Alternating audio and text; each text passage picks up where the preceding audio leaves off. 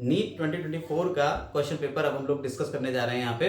देखिए अलग अलग क्वेश्चन है। पहले क्या होता था, नीट 2024 तक आपके 200 क्वेश्चन आया करते थे नीट में, और 200 क्वेश्चन में बॉटनी सेक्शन अलग करते थे और जूलॉजी सेक्शन अलग कर देते थे। बॉटनी सेक्शन के आते थे 50 क्वेश्चन, जिसमें से 45 करना होते थे, और 5 क्वेश्चन जो थे आपके वो अलग से थे ऑप्शन में, मतलब 10 क्वेश्चन देते थे, उसमें से कोई 5 करना होते थे। ठीक है, 50 में से जो 5 क्वेश्चन थे वो ऑप्शन में निकल जाते थे, मतलब उन 10 में से लास्ट के 10 क्वेश्चन में से कोई 5 करना होते थे। खैर हम लोग पूरे क्वेश्चन सॉल्व करेंगे यहाँ पे, क्योंकि क्वेश्चन का सिलेबस पूरा बड़ा था पहले, अब वो सिलेबस को कट करके उन्होंने आधा कर दिया है। हाँ, लेकिन आप लोगों का टिश्यू चैप्टर जो है ना वो इंक्लूड कर दिया है फिर से। तो जब टिश्यू चैप्टर फिर से इंक्लूड किया तो हम थोड़ा बहुत टिश्यू के अगर क्वेश्चन आएंगे तो पूरा टॉपिक को डिटेल में डिस्कस कर लेंगे यही। चलिए, तो पहला क्वेश्चन है, को factor of the enzyme carboxypeptidase is. देखिए आपका जो एंजाइम है वो कार्बोक्सीपेप्टाइडेज एंजाइम है, उसके लिए को फैक्टर पूछ रहे हैं कौन होगा। ठीक है, कार्बोक्सीपेप्टाइडेज एंजाइम के लिए। तो पहले तो आप ये समझ लीजिए कि कोई भी एंजाइम जो होते हैं वो नॉर्मली प्रोटीन नेचर के होते हैं, और कुछ प्रोटीन के साथ में नॉन प्रोटीनेशियस नेचर भी उसमें होता है। तो जो प्योर प्रोटीन के हैं तो वो तो ठीक है। एक ऐसा एंजाइम जो कि प्रोटीन भी नहीं है लेकिन बिहेव करता है एंजाइम की तरह, वो है राइबोजाइम। ये हम 2025 वाले पेपर में हम आपको डिस्कस कर चुके हैं। ये 23SRRNA है, 3-4 बार बात कर चुके हैं। 23SRRNA ये एक्ट करता है राइबोजाइम, ये एंजाइम की तरह एक्ट करता है। जो एंजाइम की मशीनरी होती है वो एंजाइम किसके बने हुए हैं, प्रोटीन के हैं। सेकेंडरी, टर्शरी या क्वाटरनरी स्ट्रक्चर भी हो सकते हैं इसमें। तो टर्शरी स्ट्रक्चर मेन होता है एंजाइम का, और टर्शरी स्ट्रक्चर जो प्रोटीन का होता है उसमें यहाँ पे इस तरीके से जो लूप्स आते हैं वो डोमेन आ जाता है। हाईली कॉइल्ड स्ट्रक्चर है जिसे हम क्या कहते हैं, डोमेन या एक्टिव साइट कहते हैं इसको। इस यही आपका काम करती है, मेन साइट यही होती है। और एंजाइम क्या करता है, एक्टिवेशन एनर्जी को कम कर देता है और आपके रेट ऑफ रिएक्शन को तेजी से बढ़ा देता है। ठीक है, फॉरवर्ड डायरेक्शन में कैटलिस्ट की तरह काम करता है। लेकिन जो कैटलिस्ट होते हैं और एंजाइम होते हैं दोनों अलग अलग होते हैं। कैटलिस्ट जो होता है वो अलग तरीके से बिहेव करता है, हाई टेम्परेचर के ऊपर भी काम कर सकता है, लेकिन एंजाइम हाई टेम्परेचर के ऊपर खत्म हो जाते हैं। ठीक है, वो अपना काम नहीं कर सकते हैं। तो जो एंजाइम आपके प्योर प्रोटीन के बने हैं उसकी तो बात ठीक है, लेकिन कुछ प्रोटीन और नॉन प्रोटीन पार्ट दोनों उसमें होते हैं। जो नॉन प्रोटीन पार्ट है उसे कह देते हैं को फैक्टर, है ना। और प्रोटीन एपो एंजाइम, हाँ एपो एंजाइम, दोनों से मिला के बन जाता है आपका क्या, होलो एंजाइम। तो को एंजाइम, को फैक्टर और प्रोस्थेटिक ग्रुप, ये 3 चीजों में हो सकते हैं आपके को फैक्टर्स। ठीक है, जो प्रोस्थेटिक ग्रुप होता है वो किससे मिलकर बना होता है, प्रोस्थेटिक ग्रुप होता है इनऑर्गेनिक कंपाउंड का बना हुआ। ये टाइटली पैक्ड नहीं होता है, लूजली पैक्ड होता है। और एग्जाम्पल इसका आता है पेरोक्सीडेज और कैटलेज में, ये ब्रेक डाउन करते हैं हाइड्रोजन पेरोक्साइड को वाटर और ऑक्सीजन में। इसमें हीम जो होता है प्रोस्थेटिक ग्रुप की तरह होता है। हीम कैसे बिहेव कर रहा है, प्रोस्थेटिक ग्रुप की तरह।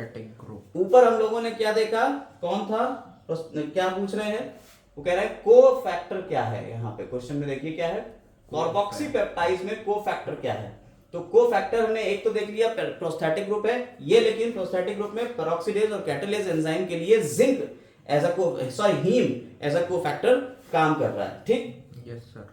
अब यहां पे बात आती को एंजाइम की। जो को एंजाइम है उसमें आपका को फैक्टर जो होता है वो क्या है, को enzyme nicotinamide adenine dinucleotide vitamin niacin होता है।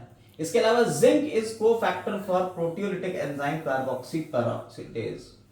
यही क्वेश्चन आया है। Yes sir. ये मेटल आयन, ये क्या है, ये मेटल आयन है, मेटल आयन। तो ये 3 तरीके से है, या तो मेटल आयन होगा तो एग्जांपल आएगा कार्बोक्सीपेप्टाइडेज। देखिए 3-4 बार आपको डिस्कस कर चुके हैं पेपर में, इसे याद कर लीजिए, हो सकता है इस बार फंस जाए आपका।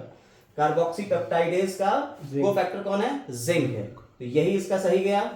ठीक, इसका आंसर क्या हो जाएगा, जिंक। क्लियर है, यस सर। कोई दिक्कत, नो सर। चल आगे आते हैं अगले क्वेश्चन के ऊपर। क्वेश्चन नंबर 102 कह रहे हैं, गिवन आर द 2 स्टेटमेंट्स। पहला, parenchyma is living but collenchyma is dead. Collenchyma की लिविंग होती है. Gymnosperm lacks xylem vessels, but presence of xylem vessel is the characteristic of angiosperm. बिल्कुल सही बात है. तो ये बात सही है. ठीक है, ये टिश्यू से क्वेश्चन है. हमने आपको अभी बता दिया कि टिश्यू वाला पार्ट हम थोड़ा सा पढ़ाएंगे आपको. तो एक गलत है, एक सही है. ठीक है, आप मैच कर लीजिएगा, क्वेश्चन का आंसर मैच कर लीजिएगा. ये गलत है या सही है. अब हम लोग पहले टिश्यू को थोड़ा सा पढ़ लेते हैं. थोड़ा सा टिश्यू को पढ़ते हैं. देखिए, टिश्यू जो है आपका, प्लांट टिश्यू जो होते हैं वो दो पार्ट में डिवाइड किए गए हैं. प्लांट टिश्यू को दो पार्ट में डिवाइड किया गया है. रिवीजन कर लीजिए. पहला टिश्यू जो है जिसमें डिवीजन की प्रॉपर्टी रहती है उसे कहते हैं मेरिस्टेमेटिक और परमानेंट. ठीक है, और दूसरा हो गया परमानेंट. मेरिस्टेमेटिक टिश्यू की जो सेल्स होती हैं लगातार डिवाइड करती रहती हैं. इसकी जो आपकी जो वैक्यूल्स होती हैं वो छोटी छोटी होंगी. ठीक है, या नहीं भी होंगी. इसमें इंट्रासेलुलर स्पेस जो है वो नहीं मिलेगा, इंटरसेलुलर स्पेस. तो ये तीन तरीके के हो सकते हैं: एपिकल मेरिस्टेम, लेटरल मेरिस्टेम और इंटरकैलरी मेरिस्टेम. ठीक है, परमानेंट टिश्यू जो होते हैं इनमें डिवीजन की प्रॉपर्टी खत्म हो जाती है. सेल जो है ये डिवाइड नहीं कर पाएगी. ये सेल लगातार डिवाइड करती रहेगी. ठीक है, लेकिन वो सेल डिवाइड नहीं कर पाएगी. एक बार डिवाइड हो गई, डिफरेंशिएशन हो गया, बस परमानेंट हो गया. अब ये दो तरीके के हो सकते हैं. ये सिंपल हो सकते हैं और कॉम्प्लेक्स. और कॉम्प्लेक्स हो सकते हैं. सिंपल में आ गया parenchyma, collenchyma, sclerenchyma. Sclerenchyma dead होते हैं, बाकी दोनों वो होते हैं. यस, सिंपल में आ जाता है पैरेन्काइमा, कॉलेनकाइमा और स्क्लेरेन्काइमा. पैरेन्काइमा जो होते हैं उनमें बीच बीच में इंटरसेलुलर स्पेस मिलते हैं. यही एरेन्काइमा भी बन सकते हैं, क्लोरेन्काइमा भी बन सकते हैं. क्लोरेन्काइमा इन्हें तब कहते हैं कि जब इसमें क्लोरोफिल आ जाएगा और ये फोटोसिंथेसिस करने लगेगा. जब ये एक्वेटिक हैबिटेट. हाँ, अगर एक्वेटिक कंडीशन होगी तो यहाँ पे जो स्पेस है इसमें एयर भर जाएगी. ये बायंसी देंगे, इसे एरेन्काइमा कहेंगे. है ये पैरेन्काइमा. ये मेन फंक्शन क्या होता है पैरेन्काइमा का? Storage of food. अच्छा, ये कॉलेन. ठीक है, कॉलेनकाइमा जो होते हैं इनके बीच में लिग्निन का डिपोजिशन है. लिग्निन, पैक्टिन, सॉरी पैक्टिन का. पैक्टिन का और सेलुलोज की. हाँ, पैक्टिन और सेलुलोज का. ठीक ऊपर में है, से सेलुलोज. और यहाँ पे लिग्निन का डिपोजिशन हो जाता है जिसकी वजह से इसके आर पार कोई चीज जा नहीं सकती. तो ये सेल्स डेड हो जाती है. है. तो ये दो टाइप की होती हैं. ठीक है. हाँ, स्क्लेराइड स्क्लेरेन्काइमेटस सेल्स होती हैं टिश्यू, और स्क्लेराइड्स होती हैं जो फूड वगैरह में होती हैं. स्टोन सेल्स और स्क्लेराइड्स. स्क्लेराइड नट्स वगैरह में होती हैं. हाँ, ठीक. तो ये आपका कॉलेनकाइमा जो हो गया, ये भी लिविंग होता है, ये भी लिविंग होता है. स्क्लेरेन्काइमा डेड होता है. ठीक. कॉम्प्लेक्स में आ जाते हैं तो दो आ जाते हैं, जाइलम और वेसल्स. जाइलम और वेसल्स. जाइलम और फ्लोएम. जाइलम होता है वाटर कंडक्टिंग टिश्यू, फ्लोएम होता है फूड कंडक्टिंग टिश्यू. जाइलम जो होता है वो तीन चीजों से मिलकर बना होता है: ट्रैकीड्स, वेसल्स, जाइलम फाइबर्स. तीन चीजों से मिलकर बना होता है, चार चीजों से: ट्रैकीड्स, वेसल, नहीं, सीव ट्यूब, पैरेन्काइमा और फ्लोएम फाइबर्स. अच्छा सर, ठीक है. ये ब्रायो, डेरिडो और जिम्नो. अभी हम लोग आ रहे हैं इसी के ऊपर. अब हमने कंटेंट आपको ये दे दिया, एक क्लासिफिकेशन दे दिया. अब आप परमानेंट को थोड़ा सा डिटेल में यहाँ देखेंगे एनसीईआरटी की लाइंस. ठीक है, ये आपका परमानेंट टिश्यू यहाँ दिया हुआ है. तो सिंपल टिश्यू में आपका पैरेन्काइमा आ गया. ठीक है, पैरेन्काइमा जनरली आइसोडायमेट्रिक सेल्स होती हैं, स्फेरिकल ओवल होती है, पॉलीगोनल सेल्स हो सकती हैं. ठीक, इनकी सेल वॉल किसकी बनती है? Cellulose. They are either be closely packed और हैव स्मॉल इंटरसेलुलर स्पेसेस. ठीक, पैरेन्काइमा परफॉर्म करता है ढेर सारे फंक्शन जिसमें फोटोसिंथेसिस, स्टोरेज और सिक्रीशन हो सकता है. इसके अलावा कॉलेनकाइमा जो आता है, कॉलेनकाइमा में लेयर्स होती है एपिडर्मिस की, डाइकॉट्स में. देखिए जरा, इन layers below the epidermis of most dicot plants. Dicot plant पे नीचे की तरफ जो लेयर होगी एपिडर्मिस के नीचे, वो किसकी बनी होगी? कॉलेनकाइमा की. Is either found in homogeneous layer of और इन पैचेस. ठीक, तो इसकी जो वॉल होती है वो थिक हो जाती है. क्यों? हेमिसेलुलोज और पैक्टिन. सेलुलोज, हेमिसेलुलोज और पैक्टिन जो है उसके कॉर्नर्स पे भर जाता है यहाँ पे. ठीक है, इसकी वजह से थिक वॉल हो जाएगी, इसमें इंटरसेलुलर स्पेस नहीं बचेगा. ठीक, और बेसिकली इसका मेन फंक्शन क्या होता है? ये मैकेनिकल सपोर्ट देता है. वही हमने जो आपको बताया था कि जब हवा चलती है तो पेड़ जो है वो बेंड हो जाते हैं, बेंड होने पर वापस जब आ जाते हैं, रीगेन कर रहे होते हैं. किसकी वजह से आ रहे हैं? ये जो इलास्टिसिटी आ रही है, और मैकेनिकल सपोर्ट वो भी देती है स्क्लेरेन्काइमा. वो लेकिन स्टिफनेस दे रही है, ये इलास्टिसिटी दे रही है, ये भी मैकेनिकल सपोर्ट है, और वो स्टिफनेस दे रही है कि आपने कहा कि नारियल को उठाया सर पे फोड़ दिया किसी के, तो सर फूटा, नारियल नहीं। तो जो नारियल नहीं फूटा वो क्यों नहीं फूटा? क्योंकि इसमें स्क्लेरेनकाइमा था। ठीक है, तो ये such as young stem and petiole of leaf. Sclerenchyma जो होता है वो हमने बता दिया आपको, उसमें लिग्निन का डिपोजिशन होगा। किसका डिपोजिशन होगा बेटा? लिग्निन का डिपोजिशन होगा।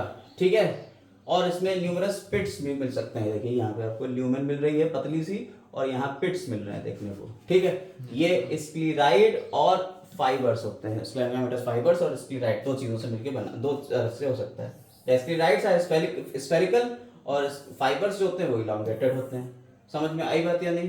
कोई दिक्कत? No sir. नहीं। ये fruits, these are commonly found in fruits wall of nuts, pulp fruit like guava, beer and sapota, seed coats of legumes and leaves of tea. Sclerenchyma provides mechanical support to the organs. Clear है? आप NCERT की लाइनें पकड़ लिए। अब जरा xylem को देखिए, क्योंकि अगले कुछ क्वेश्चन में जाइलम के ऊपर भी काम आने वाला है। तो जाइलम जो होता है वो क्या है? वाटर कंडक्टिंग टिश्यू है। जाइलम को ही हम क्या कहते हैं? दारू, हिंदी में। जाइलम को क्या कहते हैं हिंदी में? दारू कहते हैं। ठीक है, लैक्टोम और हाइड्रोम टर्म भी आते हैं।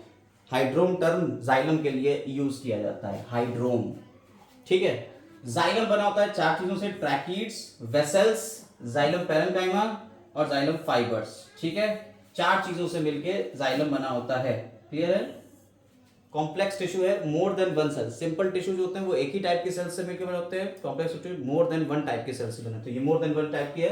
देखिए यहां देखिए जरा, gymnosperms lack vessels in their xylem.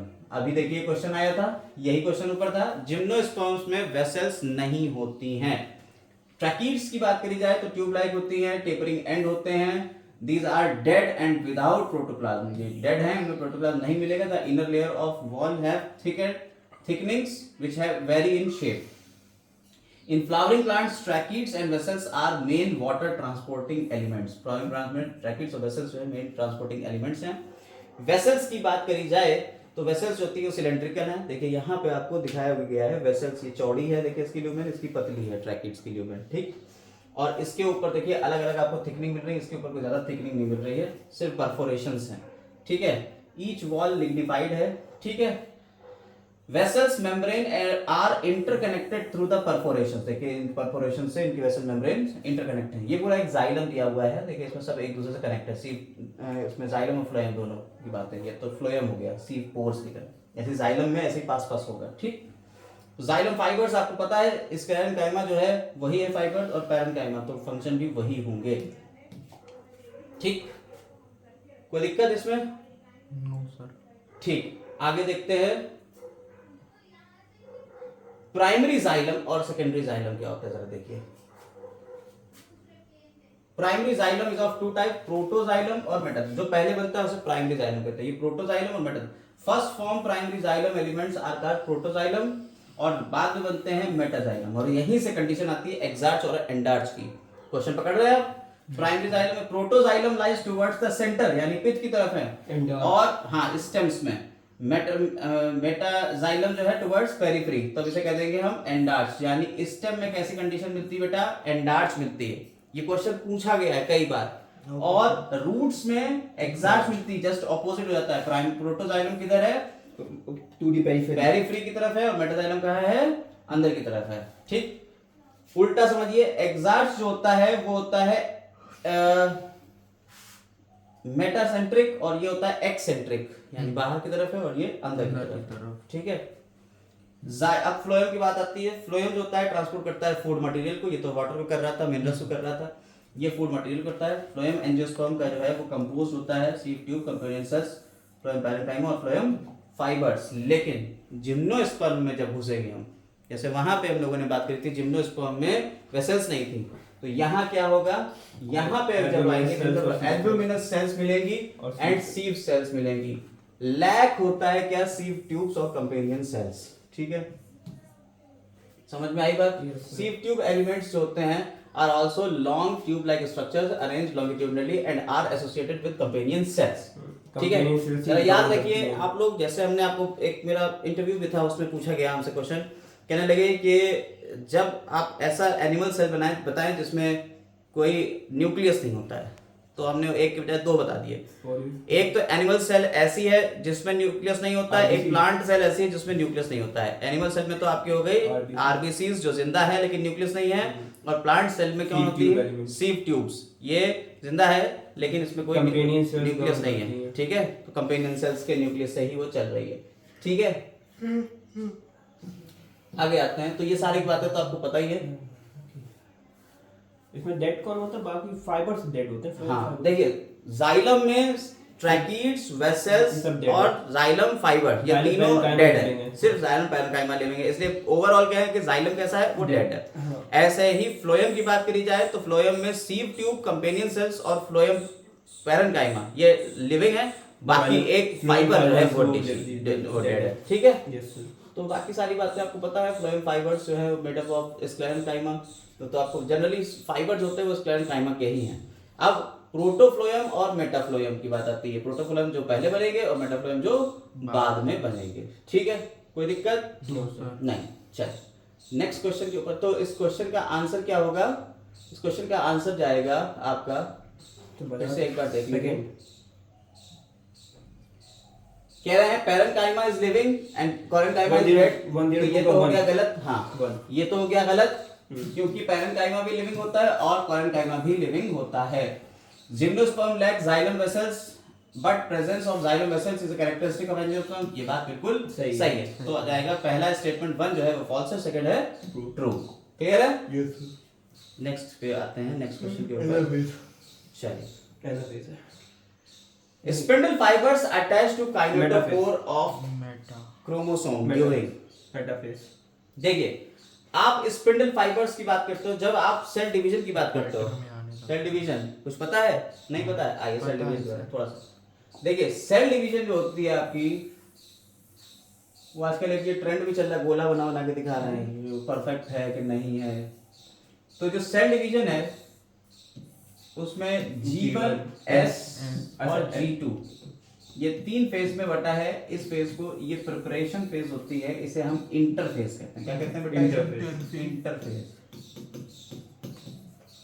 ये 95% तो इंटरफेज में ही रहता है। इसके बाद फिर इसको बांटते हैं 2 पार्ट में, कैरियोकाइनेसिस और साइटोकाइनेसिस। ठीक है, ये कैरियोकाइनेसिस है। कैरियोकाइनेसिस यानी न्यूक्लियस डिवाइड होगा, और ये हो गई साइटोकाइनेसिस यानी साइटोप्लाज्म डिवाइड होगा। ठीक है, कोई भी सेल डिवीजन ऐसे ही परफॉर्म होती है। G1 फेज में क्या होता है बेटा बताइए? G1 phase metabolically active phase होती है। यहाँ पे हो सकता है कि आरएनए की सिंथेसिस हो जाए, वरना नहीं भी होती है यहाँ पे। ठीक है, नॉर्मली ये होता है। इसका एस फेज में जो है यहाँ 2 काम होते हैं। सबसे पहले तो आपने कहा हाँ, सेंट्रोमियर डिवाइड होगा, सेंट्रोसोम जिसे कहते हैं वो डिवाइड होंगे। उसमें सेंट्रियोल्स जो होते हैं वो डिवाइड होंगे, सेंट्रियोल्स। ये सिर्फ कैरेक्टरिस्टिक ऑफ एनिमल्स है। हाँ, और ये एनिमल्स में ही होगा। और अगर सेंट्रियोल डिवाइड होंगे तो यहीं से स्पिंडल फाइबर्स का फॉर्मेशन शुरू हो जाता है। हाँ। इसके बाद यहाँ डीएनए का रेप्लिकेशन होता है। ये मेन पॉइंट है, रेप्लिकेशन। ठीक, कोई दिक्कत इसमें नहीं है। इसके बाद G2 फेज में क्या होता है? प्रोटीन सिंथेसिस होती है, जो बची हुई चीजें वो होती है। फिर कैरियोफेज को बांटते, कैरियोकाइनेसिस को बांटते हैं 4 भाग में, प्रोफेज, मेटाफेज, एनाफेज और टीलोफेज। तो प्रोफेज में क्या होता है? आपका जो न्यूक्लियस होता है, न्यूक्लियर मेम्ब्रेन डिसअपीयर होती है। एंडोप्लाज्मिक रेटिकुलम और जो आपका ये न्यूक्लियर क्रोमैटिन रेटिकुलम था, ये क्रोमोसोम में बदलना शुरू हो जाता है। धीरे धीरे आपको क्रोमोसोम दिखने लगेंगे। ठीक है, न्यूक्लियोलस खत्म हो जाएगी। इसके ऊपर जो एंडोप्लाज्मिक रेटिकुलम था वो खत्म हो जाएगा। गोल्गी बॉडीज बने हुए थे वो भी खत्म हो जाएंगे। कोई दिक्कत इसमें? तो ये क्रोमोसोम आ जाएंगे। फिर मेटाफेज के ऊपर क्या होता है? क्रोमोसोम्स के स्पिंडल फाइबर्स आके ये स्ट्रक्चर्स होते हैं बीचों बीच, इसे क्या कहते हैं? सेंट्रोमियर कहते हैं। काइनेटोकोर में आके अटैच होंगे। काइनेटोकोर और इसके आसपास के ये 2 प्रोटीन के फ्लैप्स हैं, इन्हें काइनेटोकोर कहते हैं। यहाँ आके स्पिंडल फाइबर्स ये वाले जो हैं ये आके इससे अटैच हो जाते हैं। क्वेश्चन यही है कि स्पिंडल फाइबर्स किस फेज में अटैच होंगे? तो कौन सी फेज आ गई? मेटाफेज। मेटाफेज। दूसरा एक और क्वेश्चन बन सकता है, क्रोमोसोम्स की सबसे अच्छी स्टडी कहाँ होती है? मेटाफेज में ही ये होती है। प्लेट इक्वेटोरियल हाँ, ये इक्वेटोरियल प्लेट के ऊपर सारे क्रोमोसोम्स आ जाते हैं, अरेंज होते हैं।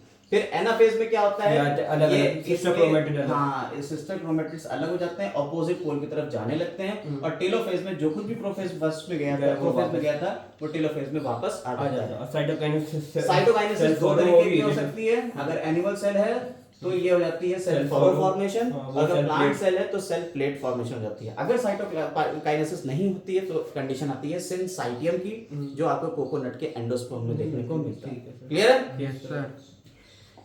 यहाँ पे क्वेश्चन यही पूछ रहा है कि काइनेटोकोर में कहाँ पे कौन से फेज में होंगे, तो आपको बता दिया है मेटा फेज में ये कनेक्ट होते हैं। इससे रिलेटेड थ्योरी आपकी एनसीईआरटी की यहाँ दी हुई है। देखिए ये लेट प्रोफेज दिख गया, यहाँ देखिए प्रोफेज में क्रोमोसोम बन रहे हैं, फिर क्रोमोसोम के जब इसके बीच में ट्रांजिशन फेज है, देखिए क्रोमोसोम धीरे धीरे स्पिंडल फाइबर से चिपक गए, और मेटाफेज में पूरी तरह से आपको साफ साफ दिख रहा है स्पिंडल फाइबर से चिपके हुए। ये यहाँ दिया हुआ है। Hence, metaphase is characterized by the presence of chromosome coming to the at equatorial chromatids of each chromosome connected by its kinetochore to the spindle fibers. Line आ गई, ठीक है? और इसके बाद क्या होता है? अपोजिट पोल की तरफ जाएंगे, मेटाफेज प्लेट कहलाती है बीचों बीच में जिस पे होंगे, ये मेटाफेज प्लेट कहलाएगी। की फीचर्स क्या है? स्पिंडल फाइबर्स अटैच होते हैं काइनेटोकोर से, और दूसरा chromosomes are move to the spindle equator and get aligned to the metaphasic plate या इक्वेटोरियल प्लेट। क्लियर है? आ जाते हैं आगे नेक्स्ट क्वेश्चन। देखिए बड़ा बढ़िया क्वेश्चन एक दिया हुआ है, इस क्वेश्चन को देखिए और इसे सॉल्व करने की हम लोग कोशिश करेंगे। कह रहे हैं in a plant black seed colour is dominant over white seed colour. कह रहे हैं या तो ये या ये डोमिनेट करता है व्हाइट के ऊपर, प्योर ये अगर है। In order to find out genotype of black seed plant, which of the following genotype will you cross it? अगर हमें इसके ब्लैक वाले के, हमें ये ब्लैक है ना और ये है व्हाइट, फिर टेस्ट क्रॉस करवाएंगे शायद। यस, जीनोटाइप को फाइंड करने के लिए हम क्या करेंगे? तो हम करते हैं टेस्ट क्रॉस। टेस्ट क्रॉस और बैक क्रॉस क्या होते हैं?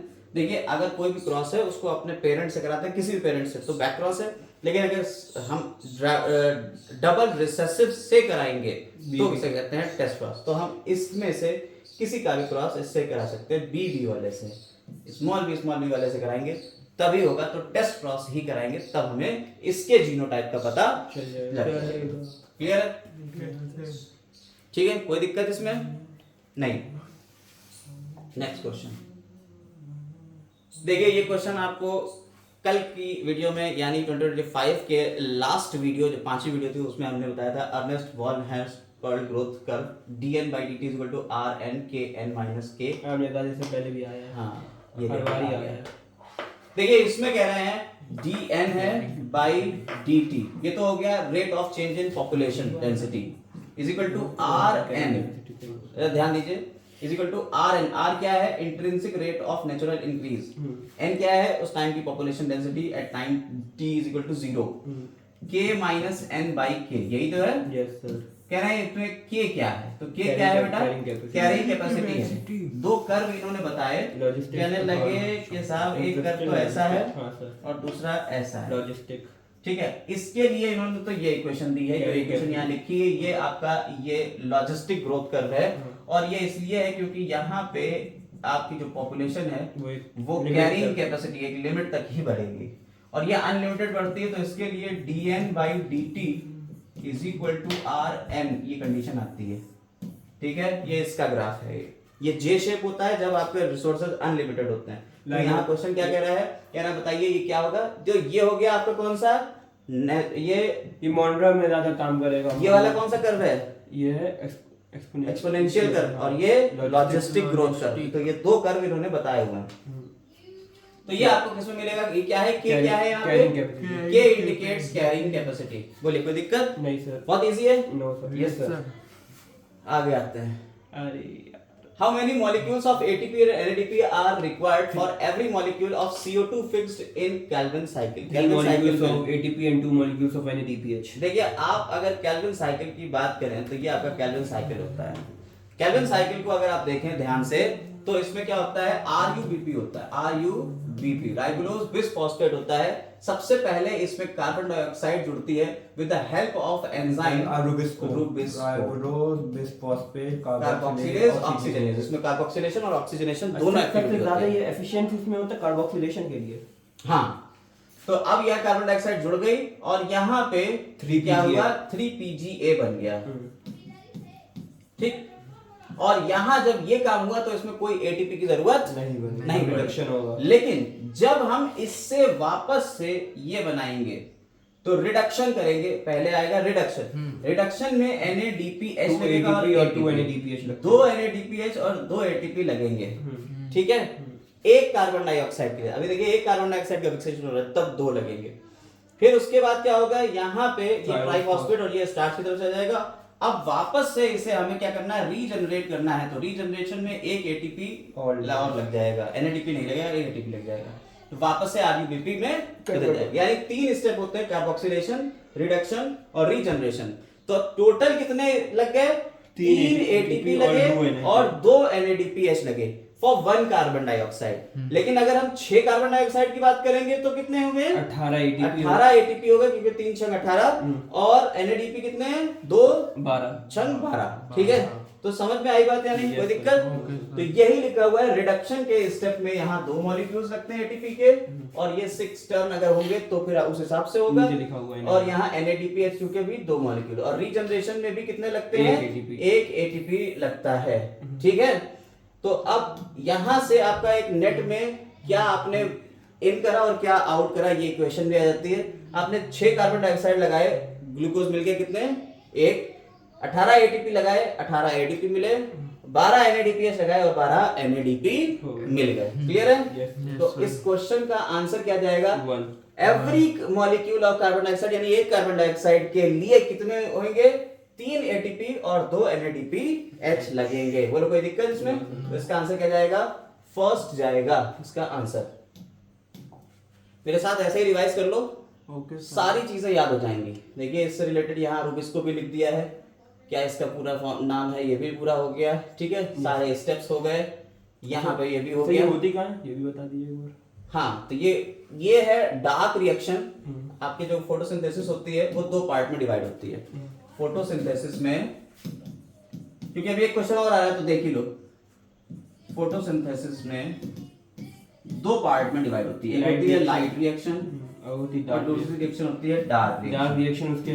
उसके लाइट रिएक्शन और डार्क रिएक्शन होती क्यों, पहले तो ये समझ लो। डार्क रिएक्शन को कहते हैं बायोसिंथेटिक फेज।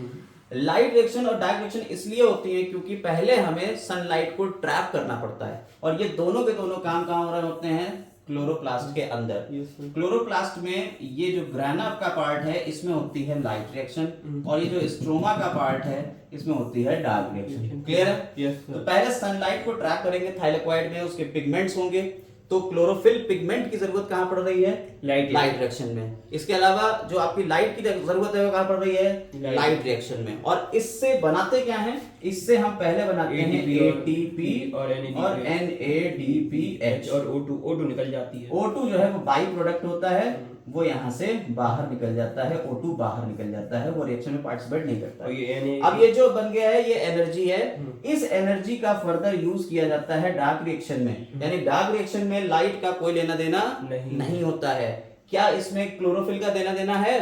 नहीं है। तो सिर्फ NADPH और इसके साथ साथ कार्बन डाइऑक्साइड को ये फिक्स करता है। अभी जो हम लोगों ने पढ़ा था कार्बन डाइऑक्साइड। डार्क रिएक्शन 3 तरीके से हो सकती है। C3 साइकिल जिसे कार्बन साइकिल कहते हैं, C4 साइकिल जिसे HN स्लैग साइकिल कहते हैं, और कैम पाथवे होता है क्रेसुलेशन एसिड मेटाबॉलिज्म। बिल्कुल सेम होता है C3 और C4 और कैम में सिर्फ फर्क ये होता है कि C4 के लिए हमें क्रेन्स एनाटॉमी की जरूरत पड़ती है, जहां पे आपने कहा जाइलम और फ्लोएम को बंडल शीट आके कवर कर लेगी, और इसके बाहर होती है मीजोफिल सेल्स। मीजोफिल सेल्स में जो है वो पहले फॉस्फोइनॉल पाइरुवेट होता है, उससे बन जाता है ऑक्सैलो एसिटिक एसिड, 4 कार्बन का कंपाउंड, इसीलिए ये C4 साइकिल होता है। फिर ये oxalo acetic acid bundle sheath में जाएगा और वहां ये मैलिक एसिड और बाकी कार्बन डाइऑक्साइड को निकाल के ये पूरा C3 साइकिल चला के वापस आ जाएगा। तो ये तो आपका हो गया क्या, 2 सेल्स की जरूरत पड़ रही है। लेकिन कैम होती है ऐसी जगह, अच्छा इसमें इसका एग्जांपल क्या होता है, इसका मेज हो जाएगा और शुगर केन, ठीक है। कैम जो होता है वो क्रेसुलेसिन एसिड मेटाबॉलिज्म है, ये ऐसी जगहों पे होगी जहां पे बहुत सूखा पड़ा होगा, मरुस्थलीय क्षेत्र जहां पे बहुत ज्यादा हाई टेम्परेचर होता है, रेगिस्तान। ये क्वेश्चन आया किसमें, नाइट में ज्यादा इफेक्टिव होते हैं। हाँ, तो ये क्या करते हैं, कैम जो होते हैं ये ट्रांसपिरेशन को रोक देते हैं अपने। तो इनकी जो, जैसे आपने कहा कैक्टस ले लीजिए, ठीक है, कैक्टस जो है वो रेगिस्तान में हो रहा है, तो रेगिस्तान में चूंकि गर्मी बहुत ज्यादा है, तो इसमें जैसे ये प्रोसेस 2 में हो रहा था, उसमें एक ही सेल के अंदर होता है, ये काम एक ही सेल में होता है, लेकिन आधा दिन में आधा रात में।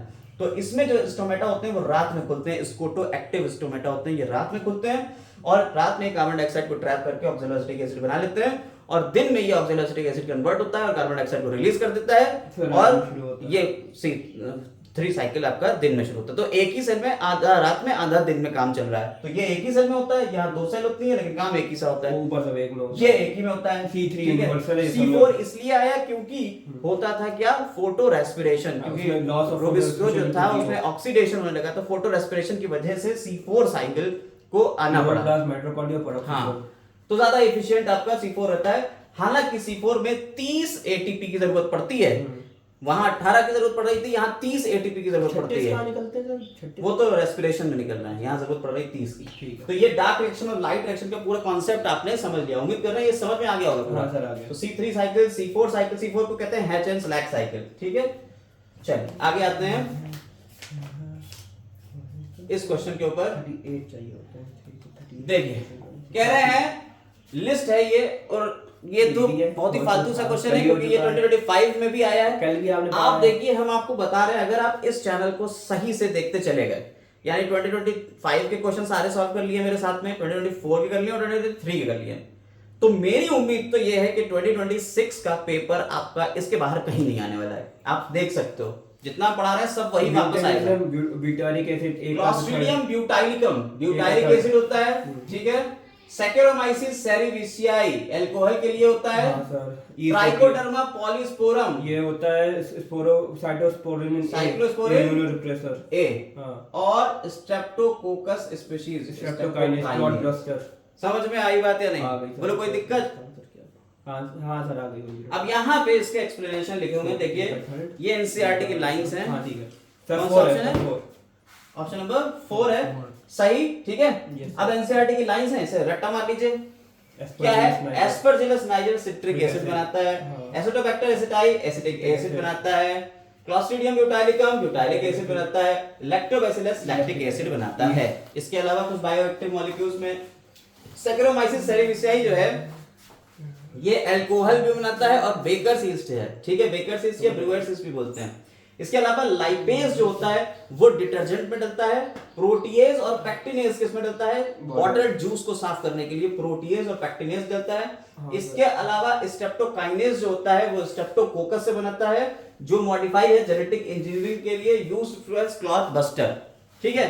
तो ये हार्ट अटैक वगैरह से बचाएगा। इसके अलावा बायोएक्टिव मॉलिक्यूल में साइक्लोस्पोरिन ए आ रहा है, ये इम्यूनो सप्रेसिव एजेंट है, ट्राइकोडर्मा पॉलीस्पोरम से बनता है। हाँ, इसके अलावा स्टैटिन्स जो होते हैं वो मोलस्कस परप्यूरस से बनते हैं, ये एक ईस्ट है, ठीक है, और ये ब्लड कोलेस्ट्रॉल लोअरिंग एजेंट है। ये कोलेस्ट्रॉल के बनने का जो प्रोसेस होता है कंपिटिटिव इनहिबिशन कर देते हैं, एंजाइमेटिक इनहिबिशन करते हैं। क्लियर है? ठीक है सर, याद कर लेंगे इसको भैया, याद कर लेंगे तो आगे के क्वेश्चंस और सॉल्व होने लगेंगे अच्छे से। चलिए नेक्स्ट क्वेश्चन 108। पहले बता चुके इवल क्वाड्रेंट के बारे में। देखिए इवल क्वाड्रेंट आपके जो होते हैं, या कह रहा है these are the major cause, what is the major cause of biodiversity loss. Sir 4 evil quadrant, 4 evil quadrant हैं आपके, ठीक है। बायोडायवर्सिटी के लॉस के 4 क्वाड्रेंट हैं, 4 बातें हैं, उसे इवल क्वाड्रेंट कहते हैं। ओवर एक्सप्लॉइटेशन एंड सबसे पहले तो हैबिटेट लॉस एंड फ्रेगमेंटेशन, दूसरा ओवर एक्सप्लॉइटेशन, तीसरा एलियन स्पीशीज इन्वेजन और चौथा को एक्सटिंक्शन। क्लियर है? यार देखो, आप पेपर को देखो मेरे साथ में चलोगे, आपको जब अभी कर रहे हो ना 2024 2023 पे जब हम लोग आएंगे तो मेरी आपकी उम्मीद यह है कि आप हर एक क्वेश्चन पहले ही बताने लगोगे। ओवर एक्सप्लोरेशन, को एक्सटिंक्शन, म्यूचुअलिज्म। देखिए अब इसमें से भी 4 तो हैं, एक तो म्यूटेशन तो नहीं है, ये तो पहले खत्म कर दो, 4 तो होते ही हैं, ओवर एक्सप्लोरेशन, ठीक है, माइग्रेशन भी नहीं होता है।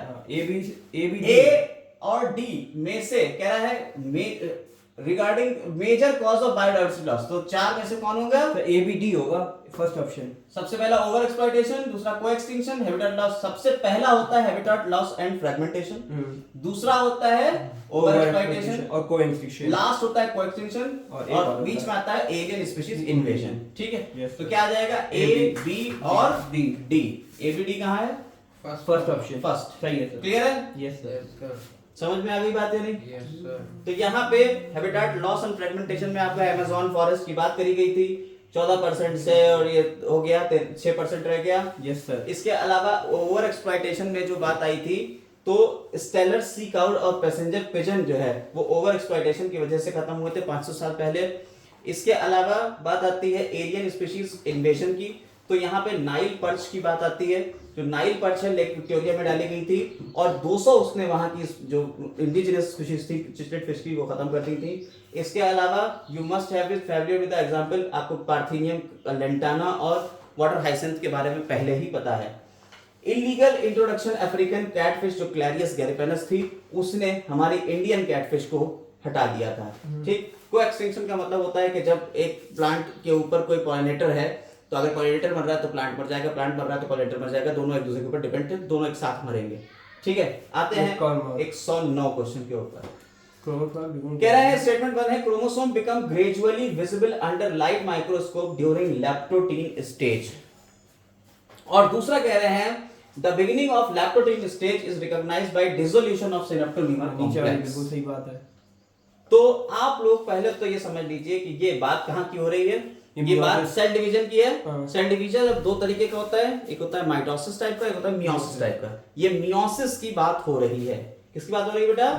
मियोसिस में माइटोसिस फर्स्ट की। हाँ, मियोसिस की बात हो रही है। मियोसिस जो होती है ये दो पार्ट में डिवाइड होती है, मियोसिस फर्स्ट और मियोसिस सेकंड। मियोसिस फर्स्ट भी दो पार्ट, चार पार्ट में होती है, सेकंड भी चार पार्ट में। Yes, prophase first, metaphase first, anaphase first और टेलोफेज फर्स्ट।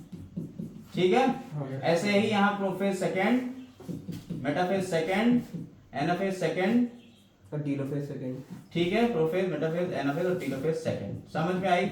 नहीं आई? आ गई सर। जो प्रोफेज फर्स्ट है इसको फर्दर डिवाइड कर दिया गया है। लता जरा पानी दे दो। लैक्टोटीन, जाइगोटीन, पैकेटीन। याद आया?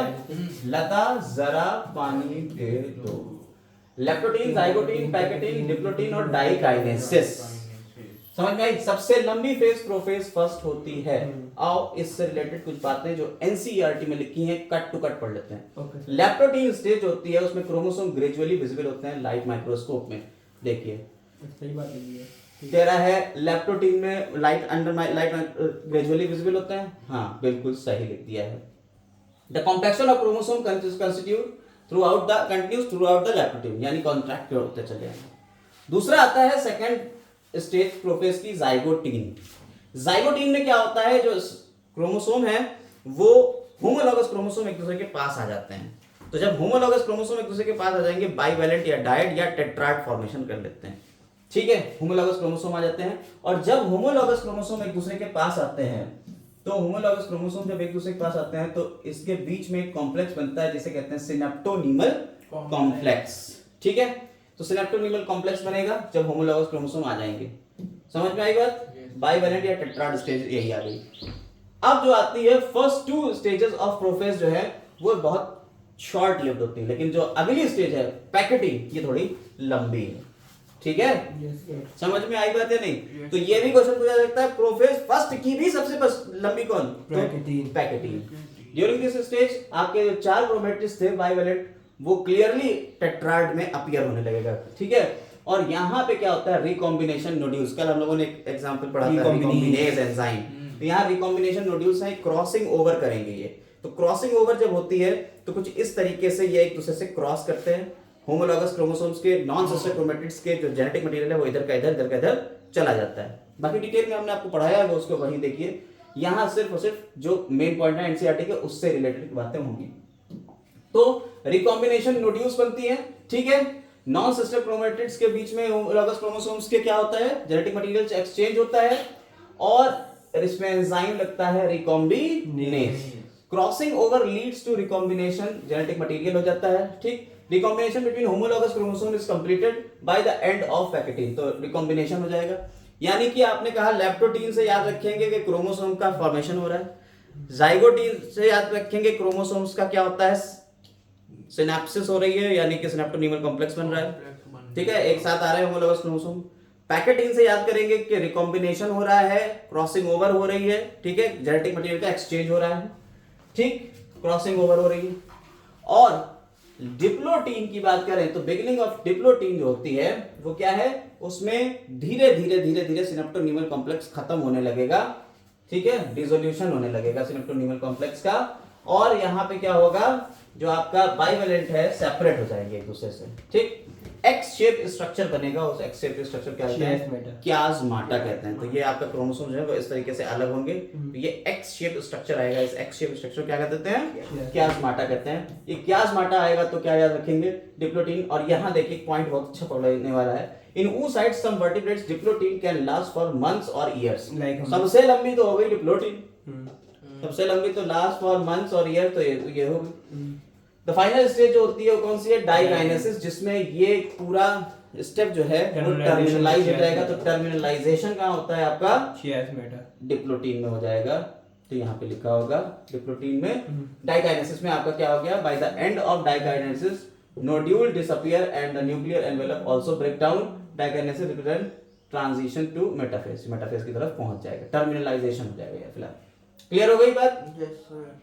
तो ऊपर यहाँ पे आपके जो ऑप्शन थे, आंसर क्या सही होगा बताएंगे।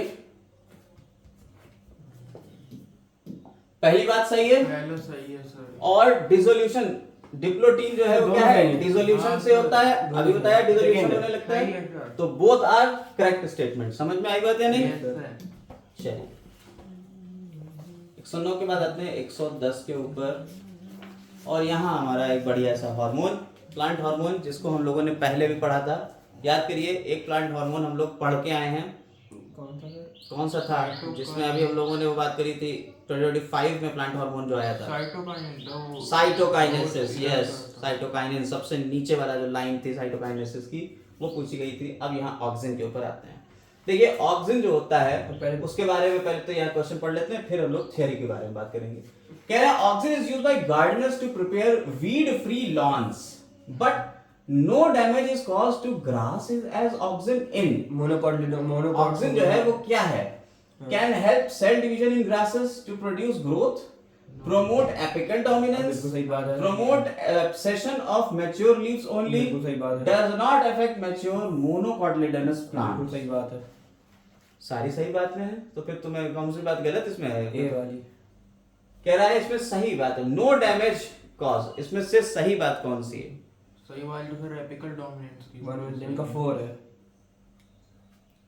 यही तो बता रहे हैं आपको, आप जरा ध्यान से देखिए। आपने कहा, कह रहा है इस क्वेश्चन को समझिए, उसके हिसाब से आंसर पकड़िए।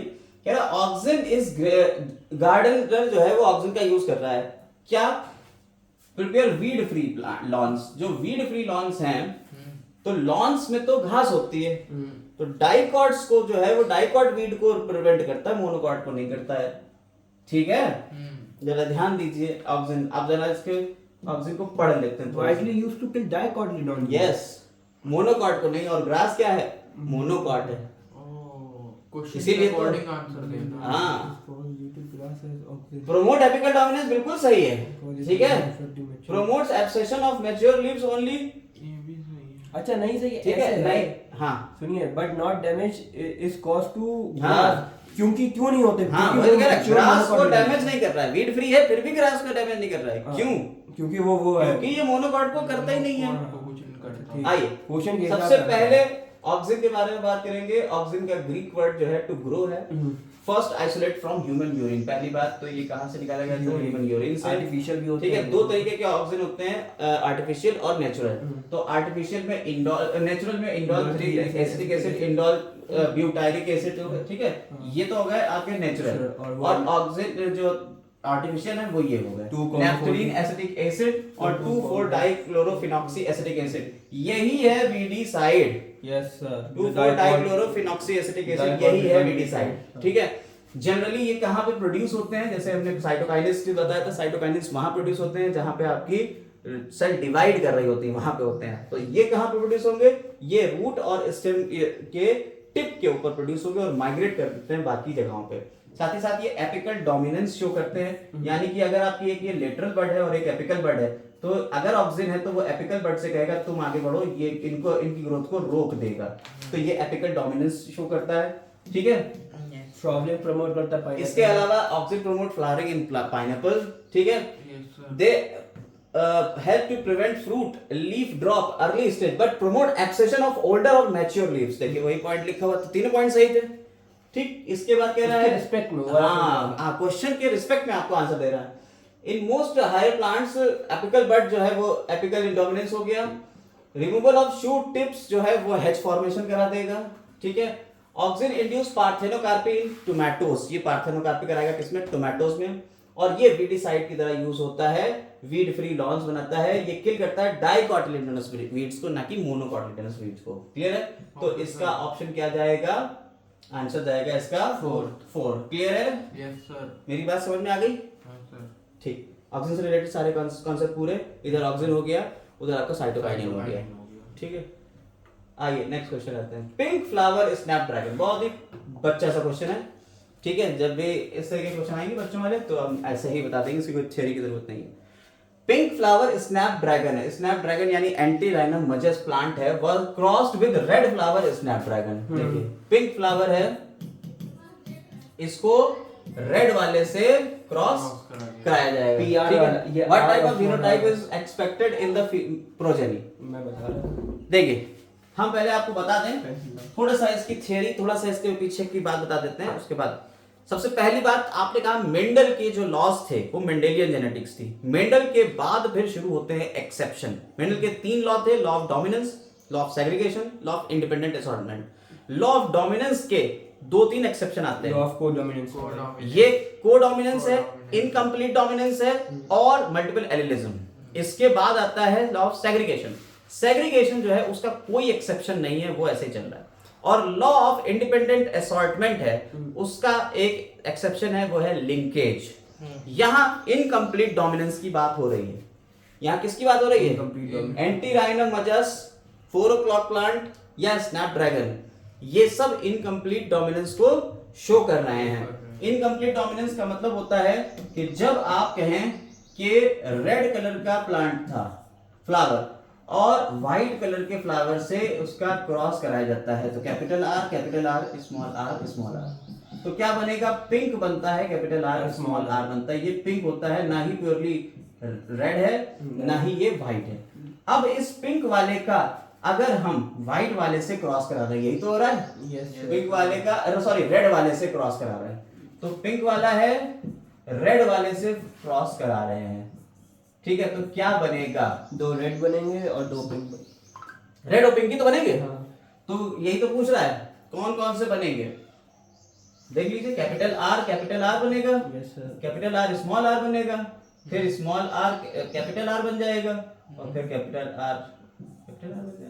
देखो ये दोनों बार इससे हो जाएगा तो 2 कैपिटल आर आ गए, ये दोनों बार इससे हो जाएगा तो कैपिटल आर स्मॉल आर आ गए। समझ में आई बात या नहीं? तो ये वाला हो गया पिंक और ये वाला हो गया रेड। तो 2 ही तो बनेंगे। ऑप्शन ढूंढ लीजिए, पिंक और red flower as well as pink flower plant. Third. समझ में आई बात या नहीं?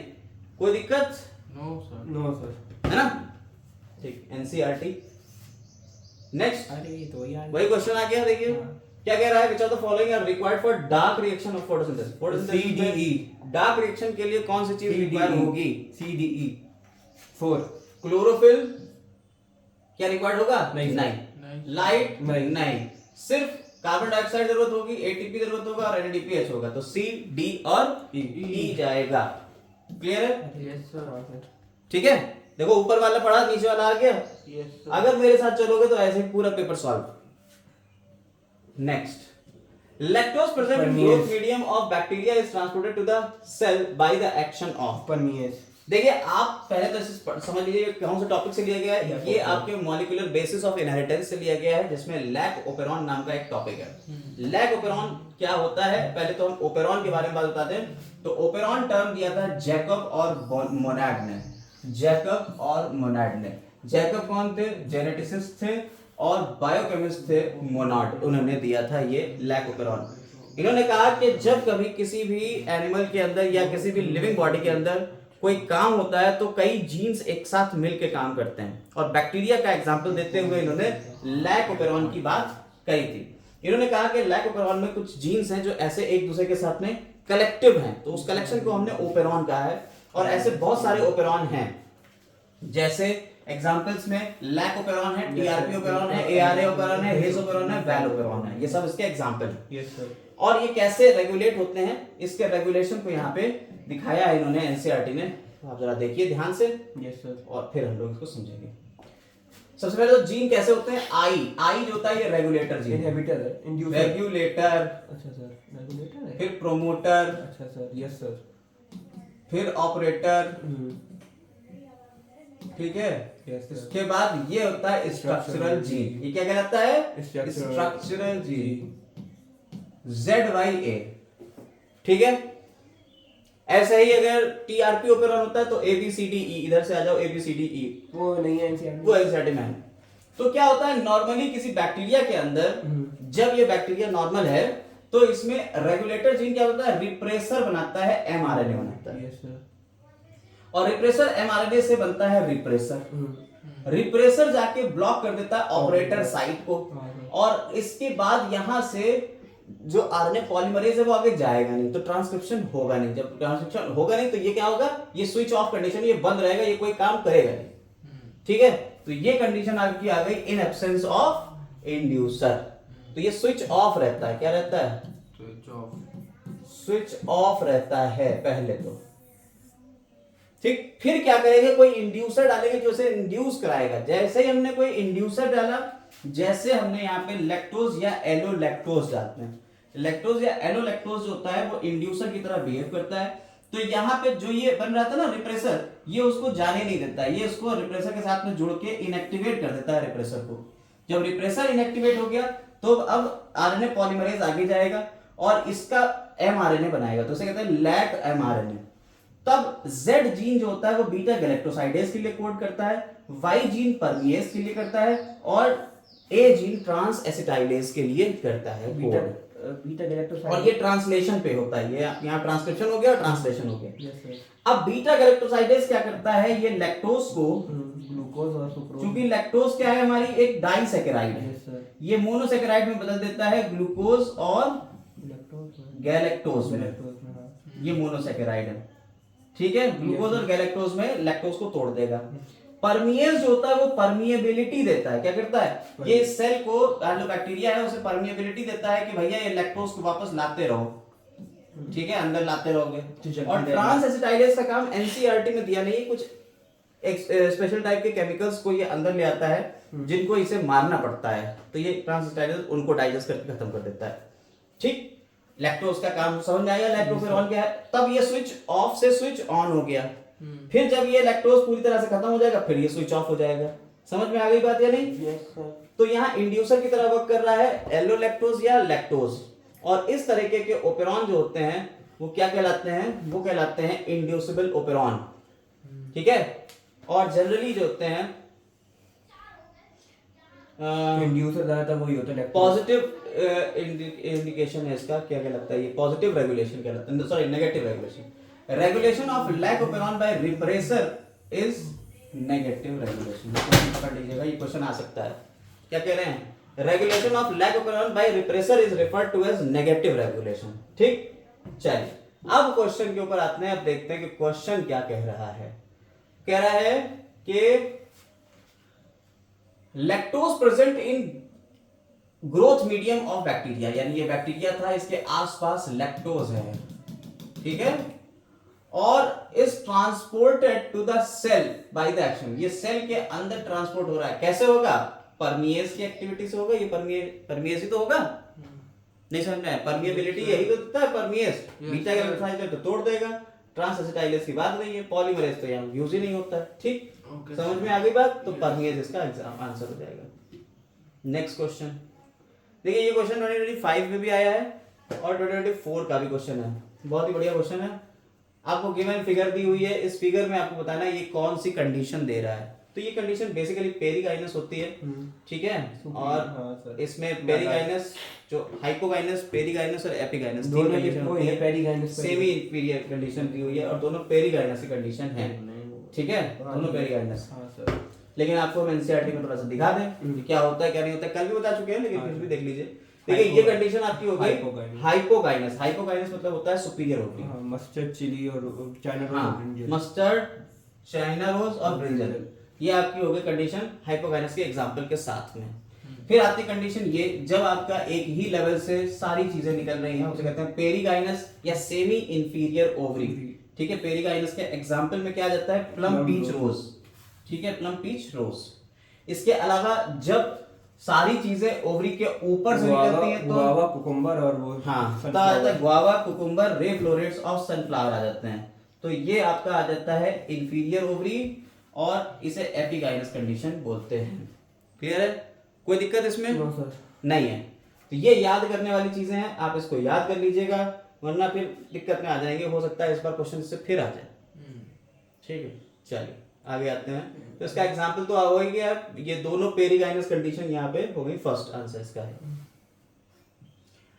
आते हैं ब्रेड मोल्ड, आए हो गए। स्टिलागो, हाँ, स्मार्ट फंजी। देखिए राइजोपस जो होता है वो ब्रेड मूड होता है, यस सर, ठीक है। Yes sir. पक्सीनिया होता है वो क्या होता है, रस, मशरूम, पक्सीने वो रश वाला। रस होता है। हाँ। अस्टिलागो जो होता है वो स्मट होता है, यस सर। और अगेरिकस होता है वो मशरूम होता है, ठीक। ये इतना डिटेल में आपको थोड़ा सा हम बता देते हैं। ये है बायोलॉजिकल क्लासिफिकेशन। बायोलॉजिकल क्लासिफिकेशन में आपने कहा क्या, फंगस, तो फंजाई होती है, फंजाई को बेसिकली क्लासिफाई किया गया है दो तरीके से। सबसे पहले बात करी गई क्या ये सेक्सुअल रिप्रोडक्शन करते हैं या नहीं करते हैं। तो सेक्सुअल रिप्रोडक्शन अगर नहीं करते हैं तो उन्हें कहते हैं फंजाई इनपरफेक्टाइल, उन्हें ड्यूटेरोमाइसिटीज में रखते हैं, ड्यूटेरोमाइसिटीज में रख देते हैं। इसके बाद बात करते हैं कि क्या फंजाई सेक्सुअल रिप्रोडक्शन करते हैं, तो अगर हाँ करते हैं सेक्सुअल रिप्रोडक्शन तब फिर देखते हैं दो तरीके से, दो नहीं तीन सर, नहीं पहले दो तरीके से देखते हैं। क्या इनकी बॉडी सेप्टेट है, माइसीलियम हाइफी सेप्टेट है या नहीं। तो अगर ए सेप्टेट हाइफी है तो फाइकोमाइसिटीज, तब इसे हम फाइकोमाइसिटीज में रखते हैं, ठीक है। Yes sir. और अगर ये सेप्टेट है तब हम देखते हैं स्पोर्स कौन से बना रहे हैं। एस्कोस्पोर्स और एस्कोमाइसिटीज, हाँ। एस्कोस्पोर्स और बेसिडियो। अगर एस्कोस्पोर रखते हैं तो एस्कोमाइसिटीज, और बेसिडियोस्पोर रखते हैं तो बेसिडियोमाइसिटीज में रखते हैं, ठीक है। Yes sir. समझ में आ गई बात या नहीं। तो आपका फाइकोमाइसिटीज, एस्कोमाइसिटीज, बेसिडियोमाइसिटीज और ड्यूटेरोमाइसिटीज चार पार्ट में बांटा गया है इसको, किसको, फंजाई को। क्लियर है मेरी बात, कोई दिक्कत। No sir.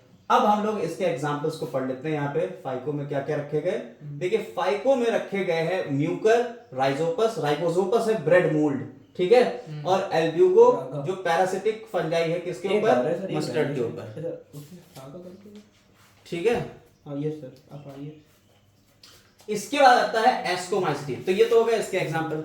इसके बाद आता है एस्कोमाइसिटीज। एस्कोमाइसिटीज यानी एस्कस, सैक फंजाई इसे कहते हैं। एस्कोमाइसिटीज का दूसरा नाम क्या आता है, सैक फंजाई। अच्छा ये कौन सा होता है, इसे एलिगल फंजाई बोलते हैं, एलिगल फंजाई। इसमें सैक बनता है जब इसको सैक फंजाई कहते हैं। हाँ, इसमें एस्कस बन जाता है, एस्काई जिसके अंदर आपके स्पोर्स रहते हैं, इसलिए इसे सैक फंजाई कह देते हैं। इसमें एग्जांपल आता है पेनिसिलियम और यूनिसेलुलर आपका फंजाई है सैकरोमाइसिस। देखिए ऊपर भी आ चुका है सैकरोमाइसिस, यहाँ भी आ गया सैकरोमाइसिस। ये यूनिसेलुलर है ईस्ट। इसके अलावा एस्परजिलस और क्लेविसेप्स भी हैं। अच्छा सर, एस्परजिलस नाइगरी हम लोगों को वो देता है सिट्रिक एसिड। हाँ यही है ना इसमें बिल्कुल एस्कोमाइसिटीज। बिल्कुल बिल्कुल। और न्यूरोस्पोरा बहुत ही इंपॉर्टेंट है, जेनेटिक्स में इसका बड़ा यूज किया गया है। यही बताता है बाइवेलेंट स्टेज या टेट्रा जो या क्रोमोसोम जो है क्रॉसिंग ओवर कैसे होती है, इसी को देख के करा गया था न्यूरोस्पोरा, ठीक है। इसकी माइसीलियम ब्रांच होती है और सेप्टेट होती है, याद रखिएगा इसकी माइसीलियम कैसी है, ब्रांच है और सेप्टेट है। सेक्सुअल स्पोर्स जो होते हैं इसमें कोनिडिया होता है जो एक्सोजेनसली प्रोड्यूस होता है कोनिडियोफोर के ऊपर। इसमें बेटा एसेक्सुअल स्पोर्स कौन से होते हैं, किसमें सर, इसमें राइजोपस में कौन से होते हैं, ज़ूस्पोर और ज़ूस्पोर और एस्कोस्पोर। ज़ूस्पोर नॉन मोटाइल और ये एस्कोस्पोर तो यहाँ होंगे, सॉरी ज़ूस्पोर और एप्लेनोस्पोर, ये नॉन मोटाइल हो गया, वो मोटाइल हो गया।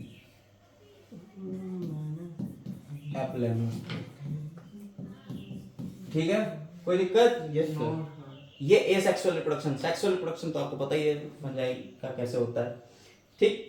तो ये आपको एस्टोकार्प में मिल जाएंगे, कौन? एस्कोस्पोर्स, ये सेक्सुअल स्पोर्स हैं। Yes, ये sir. एंडोजेनसली प्रोड्यूस होते हैं। ये कैसे प्रोड्यूस होते हैं? Exogenously. ये एंडोजेनसली होते हैं, ये एंडोजेनसली होते हैं। सेक्सुअल स्पोर है ना ये सर? हाँ, ज़ूस्पोर और एप्लेनोस्पोर। Endospore, endogenous. नहीं, ये एंडोजेनसली होते हाँ, ये हैं। endogenous। राइजोपस वाले में एंडोजेनसली होते हैं। हाँ। ये यहाँ पे आपका जो कोनिडिया है ये एक्सोजेनसली है, हाँ। एसेक्सुअल। और ये जो आपका एस्कोस्पोर्स हैं वो एंडोजेनस प्रोड्यूस होते हैं। एक्सोजेनस एंडोजेनस का बड़ा कॉन्सेप्ट है, लिख लीजिएगा कहीं अगर लिखना भूल चाहिए, जाते हैं बाद में। ठीक है। Yes sir. नीचे अब आते हैं सेकंड लास्ट बेसिडियोमाइसिस। बेसिडियोमाइसिस में मशरूम आता है, ठीक है। ब्रैकेट फंजाई इसे कहते हैं या पफ बॉल्स कहते हैं, इसे ब्रैकेट फंजाई भी कहते हैं। और तो क्लब आप- फंगी। हैं? क्लब फंजाई, जी हाँ, क्लब फंजाई भी बोलते हैं। इसमें जो आपका आता है रस्ट और स्मस्ट है, ये पैरासाइट हैं, ठीक है। टॉक्सिनिया ग्रैमिनिस ट्रिटिसाई रस्ट फंगस है और अस्टिलागो स्मट है, ठीक है। एगेरिकस को खाते हैं हम, मशरूम। इसमें अब आते हैं एसेक्सुअल स्पोर्स और सेक्सुअल स्पोर्स। तो एसेक्सुअल स्पोर्स जो होते हैं वो बनते हैं एक्सोजेनसली और एंडोजेनसली बनते हैं, नॉट फाउंड। यहाँ पे एसेक्सुअल स्पोर्स बनते ही नहीं। ये क्वेश्चन आ चुका है, नीट का ही हाँ क्वेश्चन सर, जब हाँ। इसमें था इसमें एक सेक्सुअल नहीं बनते, ठीक और है। नीचे वाले में सेक्सुअल नहीं बनते जब इसको ड्यूटेरोमाइसिस हाँ, लगते हैं। और इसमें जो है आपके क्या होता है, डाइकैरियोटिक स्टेज मिलती है इसमें, ठीक है। डाइकैरियो स्टेज एस्कोमाइसिटीज में मिल सकती है और बेसिडियोमाइसिटीज में। डाइकैरियोफेज जब न्यूक्लियस दोनों N plus N condition। N plus N condition। Dikaryophase कहते हैं उस फेज Yes। को। अब जो एक्सोजेनसली प्रोड्यूस होते हैं बेसिडियम के ऊपर बेसिडियोस्पोर्स होते हैं वो, ठीक है। और जिसके ऊपर बनते हैं बेसिडियोस्पोर, बेसिडियोकार्प कहलाती है वो। क्लियर है? Yes sir. कोई दिक्कत? No sir. नहीं। अब आते हैं ड्यूटेरोमाइसिटीज के ऊपर। ड्यूटेरोमाइसिटीज में बहुत ही छोटा सा है, वैसे तो कोई यहाँ सेक्सुअल रिप्रोडक्शन होता ही नहीं है, तो एसेक्सुअल रिप्रोडक्शन होगा। पेनिस कोनिडिया टाइप से होता है एसेक्सुअल रिप्रोडक्शन। साथ ही साथ इसका माइसीलियम जो होता है वो ब्रांच होता है और सेप्टेट होता है, ठीक है। और ये पैरासाइट्स हैं, डिकम्पोजर्स हैं। एग्जांपल में आ जाता है अल्टरनेरिया सोलेनाई, ठीक है। कॉलीटॉट्रिकम फल्केटम, ट्राइकोडर्मा पॉलीस्पोरम, ठीक है।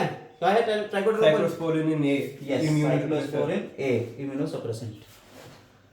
तो आंसर तो आपको इसका पता ही चल गया, 4 है। एग्जाम हमने समझा पूरा दिया, याद कर लीजिएगा, ठीक है। आते हैं नेक्स्ट क्वेश्चन के ऊपर। बस 4 क्वेश्चन बचे, ठीक है। 20 तक पढ़ाएंगे, सारे क्वेश्चन करा देंगे। कह रहे हैं कंजर्वेशन, बायोडाइवर्सिटी कंजर्वेशन की बात हो रही है। Type of conservation in which threatened species is taken out of their natural habitat and place special in situ conservation. हाँ, तो अब कंजर्वेशन 2 तरीके के होते हैं, इन सीटू कंजर्वेशन और ex situ conservation. In situ conservation जो होते हैं जब आपने कहा बायोडाइवर्सिटी कंजर्वेशन। हाँ, बायोडाइवर्सिटी कंजर्वेशन में इन सीटू कंजर्वेशन जब आपने वही एक साइट थी उसी जगह को प्रोटेक्ट कर दिया, ठीक है। उसको प्रोटेक्ट करने के बाद हाँ, आपने कहा कि वहां पे रामसर साइट्स बना दी, तो वो उसे कहते हैं इन सीटू कंजर्वेशन। और यहाँ से वहीं के वहीं शेर है, आराम से जी रहा है, उसे बाहर नहीं निकाला, प्रोटेक्ट कर दिया उस हमने कि वहां कोई और नहीं जाएगा। लेकिन हमने कहा कि अगर निकाल के बाहर ले आए हैं, जैसे जू में ले आए कि तुम चलो तुम्हें जू में खिलाएंगे पिलाएंगे आराम से, या जीन बैंक बना दी हमने, ठीक है, तो वो क्या हो गया, हाँ, नेशनल पार्क्स बना दिए, तो क्या हो गया आपका एक्स सीटू कंजर्वेशन। तो वो कह रहा है कि ये बायोडाइवर्सिटी कंजर्वेशन कैसा होगा, इन सीटू कंजर्वेशन है, एक्स सीटू कंजर्वेशन है, सस्टेनेबल है, सेमी कंजर्वेटिव मेथड है। अब कह रहे हैं थ्रेटेंड स्पीशीज को बाहर निकाल लिया जाता है नेचुरल हैबिटेट से, स्पेशल सेटलिंग में उसे रख दिया जाता है, ठीक है। सर ऐसे नहीं भाई, बाहर निकाला जाता है इसको तो बाहर निकाला जा रहा है भाई। तो फिर तो अब ये इन सीटू कंजर्वेशन, तो यहाँ एक्स सीटू कहीं दिख नहीं रहा है, तो एग्जांपल में क्या जाएगा, बायोडाइवर्सिटी कंजर्वेशन इसका आंसर चला जाएगा, ठीक है। तो बायोडाइवर्सिटी कंजर्वेशन के ही अंडर में आते हैं इन सीटू एक्स सीटू। तो बायो इन सीटू अगर लगा देते तो ये गलत हो जाता है, ठीक है। तो एक्स सीटू कंजर्वेशन क्लियर हो गई बात। आते हैं अगला। देखिए ये सेल से क्वेश्चन उठाया हुआ है, बड़ा बढ़िया क्वेश्चन है।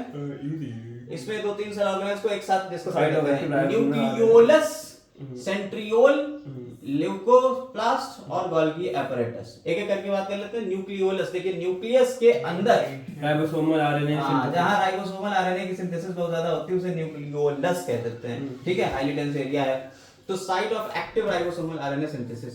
सेंट्रियोल, सेंट्रियोल जो होता है कार्ड व्हील की तरह होता है, ठीक, हाँ। तो जो सेंट्रोसोम होता है आपका, सेंट्रोसोम, ये सेल डिवीजन में हेल्प करता है, एनिमल्स में मिलेगा, और इस ये बना होता है सेंट्रियोल से। दो सेंट्रियोल उसी से डिप्लोसोम कहते हैं, ठीक है। और एक सेंट्रियोल जो होती है, अगर उसका स्ट्रक्चर देखा जाए तो 9 ट्रिपलेट और बीच में कुछ भी नहीं मिलता है, तो ये कार्ड व्हील लाइक स्ट्रक्चर मिलता है। 9 ये 3 के अरेंजमेंट होते हैं, बीच में हब होता है और यहाँ पे ऐसे रेज मिल जाती हैं, रेज स्पोक्स इन्हें बोल देते हैं। तो ये कार्ड व्हील लाइक अरेंजमेंट मिलता है किसमें, सेंट्रियोल में। तो कहाँ गया, यहाँ कहीं है, तो हाँ, organised like cart wheel. Leucoplast, अब देखिए आपके जो क्लोरोप्लास्ट है उसको यहाँ पे डिस्कस करें तो जो प्लास्टिड्स होते हैं उनको 3 पार्ट में बांटा गया है, ल्यूकोप्लास्ट, क्लोरोप्लास्ट और क्रोमोप्लास्ट में। क्रोमोप्लास्ट जो कलर देते हैं, हाँ, ल्यूकोप्लास्ट जो प्लास्टिड्स जो होते हैं, हाँ, वो ल्यूकोप्लास्ट, क्लोरोप्लास्ट और क्रोमोप्लास्ट।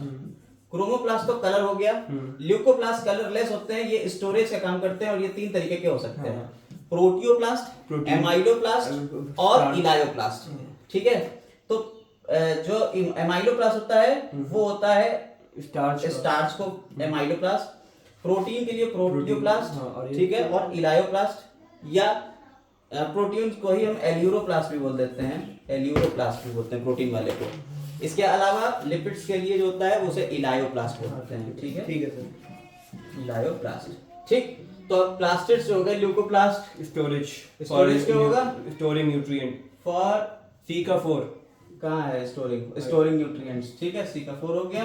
अब आता है गोल्गी अपरेटस, कैमिलो गोल्गी, देखिए 2025 में आया था गोल्गी अपरेटस, याद है, 2024 पढ़ के जाते हैं, 2025 अपने आप सॉल्व करिए। Site of formation of Golgi. तो आपने कहा यहाँ पे क्या होता है, गोल्गी अपरेटस होता है वो न्यूक्लियस की तरफ इसकी सिस फेज होती है, ठीक है, और ट्रांसफेज के अपोजिट में, हाँ, ट्रांसफेज होती है। हाँ, गोल्गी अपरेटस के ऊपर 2 आएगा यहाँ तो ये क्या करता है, यहाँ से प्रोटीन आता है, प्रोटीन के स्ट्रक्चर को बताता चला जाता है और ये एंडोमेम्ब्रेनस सिस्टम का पार्ट होता है, ठीक है।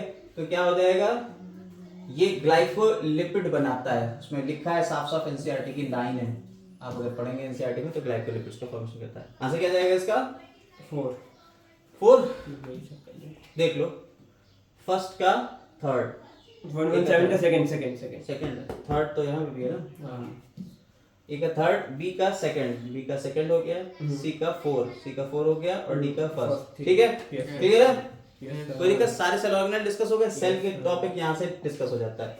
जो कुछ भी यहाँ नहीं लिखा हुआ आप उसको अपना बुक में हाईलाइट कर लीजिएगा, मार्क कर लीजिएगा, एनसीईआरटी लेके बैठिए। आगे आते हैं, capacity to generate the whole plant from the cell, totipotency. देखिए जब आप सेल में टिश्यू कल्चर की बात करते हो, टिश्यू कल्चर में क्या होता है, हमारी एक हाँ है, हमारे सिलेबस में है, बायोटेक्नोलॉजी में है, ठीक है। तो आपने कहा कि कोई वायरस इन्फेक्टेड प्लांट था, उसके ऊपर की टिप जो थी उसमें नॉन वायरस इन्फेक्टेड सेल होती, तो एक सेल ले लिया आपने, उसको आपने न्यूट्रिएंट मीडियम में ग्रो कराया, इसके अंदर टोटिपोटेंसी होती है, जिसकी वजह से क्या होता है, ये ढेर सारा एक मास ऑफ सेल बन जाता है, जिसे हम क्या कहते हैं, बताओ, मैं बता रहा हूँ, इसे ये कहते हैं, कैलस, ठीक है। फिर इसको जो है हम तोड़ लेते हैं और अलग अलग इसमें ऑक्सिन और साइटोकाइनेसिस का एक रेशियो देते हैं, जिससे इसके रूट्स और स्टेम लाइक स्ट्रक्चर मिल जाते हैं। अच्छा, ये आपने उसी में पढ़ा दिया था, टिश्यू कल्चर में हमने पढ़ाया है, ठीक है, पढ़ा चुके हैं ये, ठीक। तब ये हमारा पूरा बन जाता है। Yes sir. इस कंडीशन को कहते हैं माइक्रो प्रोपगेशन, ठीक है। और ये ऐसा होता क्यों है, ये माइक्रो प्रोपगेशन, ये पूरी टेक्निक है, ऐसा इसी को टिश्यू कल्चर या माइक्रो प्रोपगेशन कहते हैं।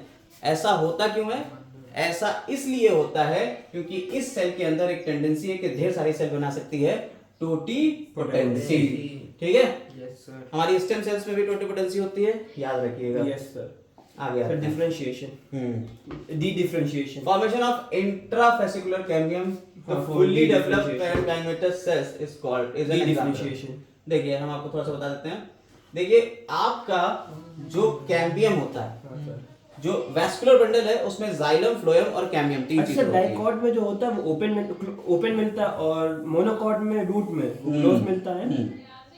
हाँ, तो देखो यहाँ पे हमने कहा, क्या कहा, जो आपका सेकेंडरी ग्रोथ का पार्ट है ना, उसमें क्या होता है कि जाइलम फ्लोएम जो होते हैं वो कुछ इस तरीके से होते हैं। देखिए आपने कहा कि ये जाइलम हो गया इधर और इधर फ्लोएम हो गया, या उल्टा कर लो, इधर फ्लोएम कर लो, इधर जाइलम कर लो, जैसा भी है, ठीक है। बीच में अगर कैम्बियम है तो ये कहलाता है इस कैम्बियम को कहते हैं इंट्राफेसिकुलर कैम्बियम। क्या कहते हैं इसे बेटा? Intrafascicular cambium. उसी की बात हो रही है, इंट्राफेसिकुलर कैम्बियम। और इसके बीच वाला जो यहाँ पे अपने आप से बनेगा कैम्बियम, उसे कहते हैं इंटरफेसिकुलर कैम्बियम। तो इंट्राफेसिकुलर कैम्बियम होता है जाइलम और फ्लोएम के बीच में होता है, जो क्या करेगा? सेकेंडरी ग्रोथ में हेल्प करेगा। यहाँ पे सेल डिवीजन स्टार्ट होगा, इसी में ये मेरिस्टेमेटिक हो जाएगा, डी डिफरेंशिएशन होके। तो ये कह रहा है formation of intrafascicular cambium from fully developed parenchyma sales is an example of D तो डिफरेंशिएशन। डी डिफरेंशिएशन होता है। ठीक है, Yes, जब सेल्स मेरिस्टेमेटिक थी, हमने आपको टिश्यू के बारे में बताया अभी, जो सेल्स मेरिस्टेमेटिक थी, मेरिस्टेमेटिक से ये कैसी हो गई? परमानेंट में बदल गई।